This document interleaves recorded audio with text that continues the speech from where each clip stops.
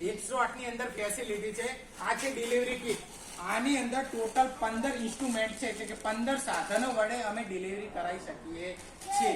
આ છે delivery kit. જ્યારે કોઈ પણ મહિલાને ઇમરજન્સી હોય કે ડિલિવરી કરાવવી જ પડશે ત્યારે આ ડિલિવરી કિટ વડે ડિલિવરી કરાવી શકાય છે. બીજું આ છે એન્ટી સ્નેક વેનમ.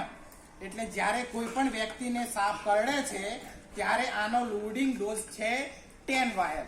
આ એક વાયલની કિંમત અત્યારે બજારની અંદર 900 થી 1000 રૂપિયા છે.